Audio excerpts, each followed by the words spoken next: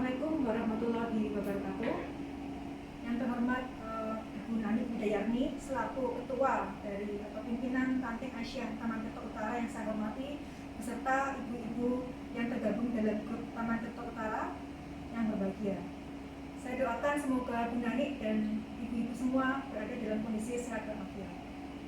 Berhubung kita masih dalam kondisi pandemi COVID-19, maka izinkan saya untuk menyampaikan pengabdian dalam bentuk video seperti pada pengabdian saya sebelumnya. Masih merupakan kelanjutan dari pengabdian saya sebelumnya tentang peranan sadari dan USG dalam mendeteksi tumor payudara.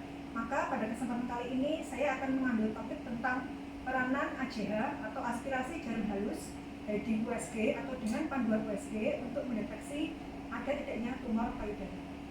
Pada kesempatan ini saya akan berkolaborasi atau bekerja sama dengan Dr. Indrayanti, spesialis patologi anatomi.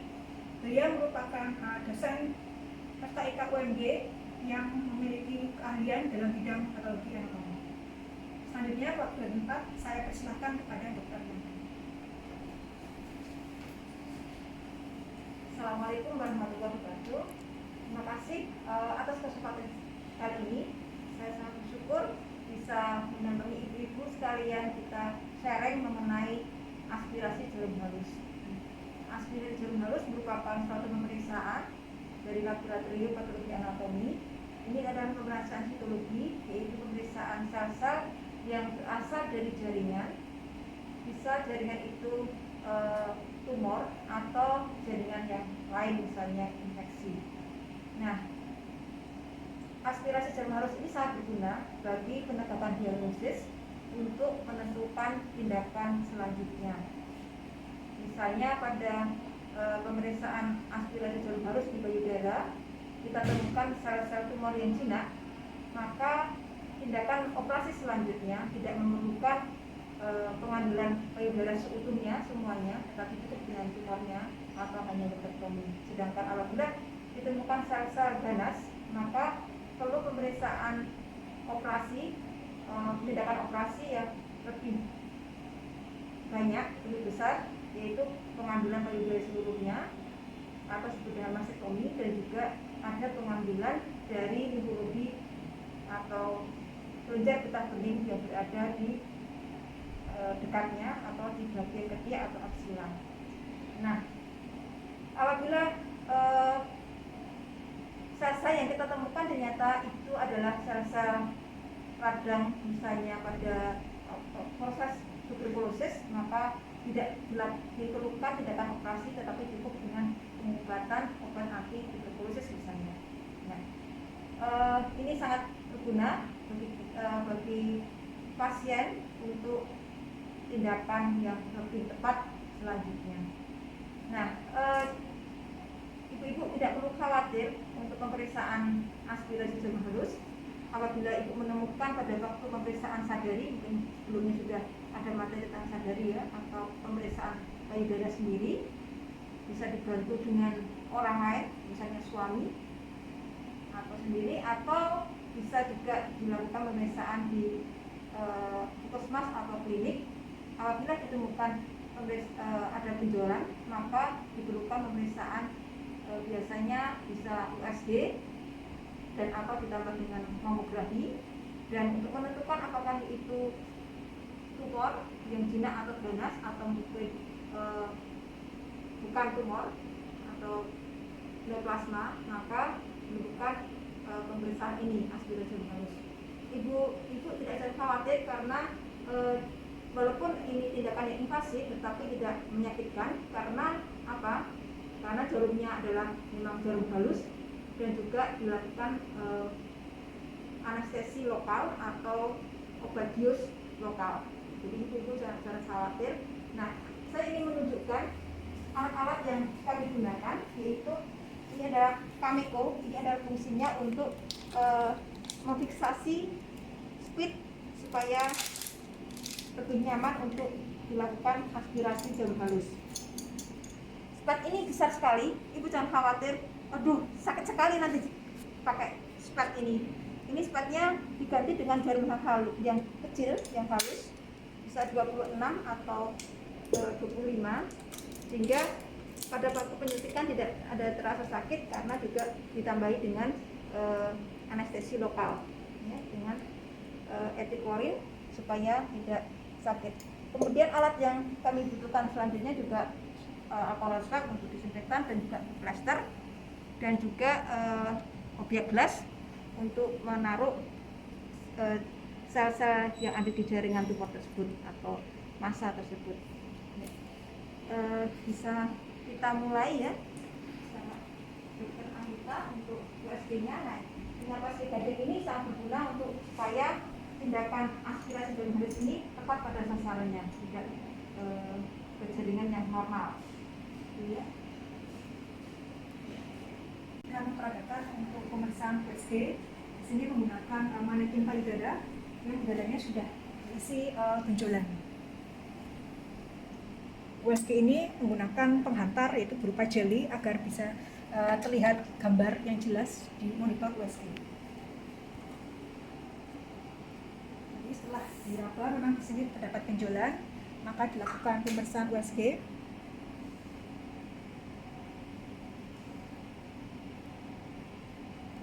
USG ini akan dapat melihat apakah benjolan tersebut suatu benjolan yang cair atau benjolan yang berisi sel-sel yang padat. Ini saya tunjukkan, ini di sini ada benjolannya. Sehingga dengan panduan USG akan membuat pemeriksaan ACH akan semakin jelas ataupun semakin tepat pada fokus pada benjolannya. Selanjutnya akan kami peragakan ACH guiding USG. Ini ada suatu benjolan.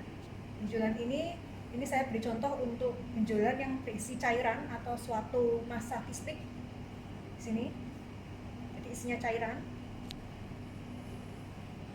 Selanjutnya akan dilakukan USG pada benjolan tersebut. Di sini terlihat atas benjolan tersebut dan memang betul ini adalah benjolan tersebut berisi oleh satu cairan. Ini memang batasnya terlihat jelas dan seperti berkapsul. Selanjutnya akan dilakukan aspirasi jarum halus. Pertama kali tetap saja USG disampaikan ya. Ini adalah area yang akan kami lakukan aspirasi jarum halus. Kita usap dengan alkohol atau disinfektan. Kemudian setelah itu kita lakukan penyemprotan dengan ethylene, yaitu suatu ya, ini akan terasa anestesi atau akan terasa tidak nyeri kalau saat dilakukan penyuntikan ya. Ini tadi masanya ya, dan batasnya di bawahnya ini. Kemudian setelah dilakukan penyemprotan ini ya, kita raba tadi, kita memastikan bahwa aspirasi ini sampai pada tempatnya. Saya ambil sebelah ya, itu dan jarumnya kelihatan ya, ini jarumnya sudah pada sampai masanya ya, sampai kistiknya ini sudah masuk ke benjolan ya. Kemudian saya ambil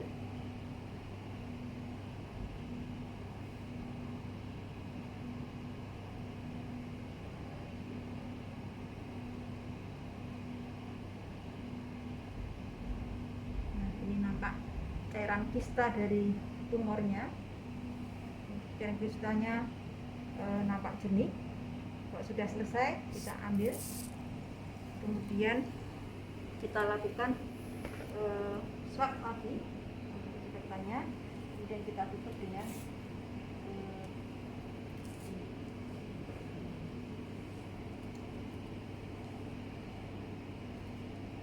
setelah penutupan biasanya langsung bisa diambil atau nanti tunggu sebentar ya, biasanya nggak terlalu banyak darahnya keluar.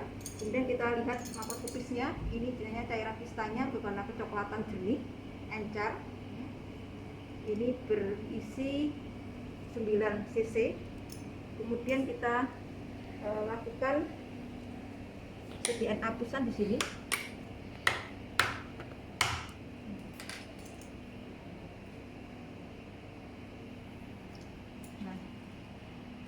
nanti akan nampak adanya sel-sel yang ada di sediaan ini. Kita buat hapusan dulu.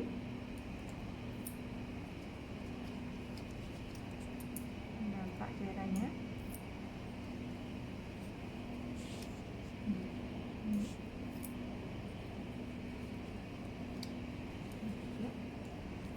Nah, setelah kita buat aspirasi jarum halus, ini contohnya kita membuat 4 sampel ya.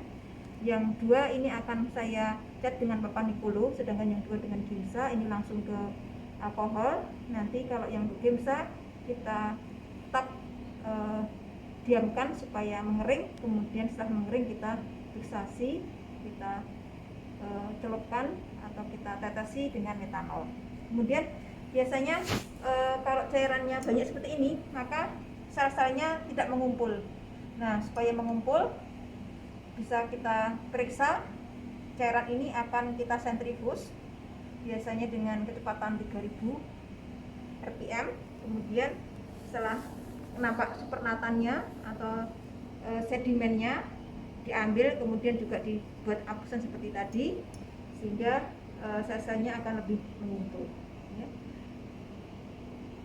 Itu sekian dari saya kembalikan ke Dr. Anggita. Nah, demikian yang dapat kami sampaikan tentang peranan AJH guiding USG dalam mendeteksi tumor payudara. Harapan kami memang dengan video tadi membuat ibu-ibu memang istilahnya bahwa AJH itu mudah, simpel, dan tidak perlu takut dengan pemeriksaan AJH. Harapan kami semoga dengan semakin dini terdeteksinya suatu benjolan pada payudara, baik itu tumor ataupun itu infeksi, maka akan membuat dokter atau tenaga kesehatan akan memberikan penanganan atau terapi yang tepat dan tidak salah. Harapan kami semoga video dapat berguna bagi ibu-ibu dan bagi ibu semua. Akhir kata, apabila ada kesalahan dan kekurangan, kami mohon maaf yang sebesar-besarnya. Terima kasih atas kesempatan yang diberikan. Wassalamualaikum warahmatullahi wabarakatuh.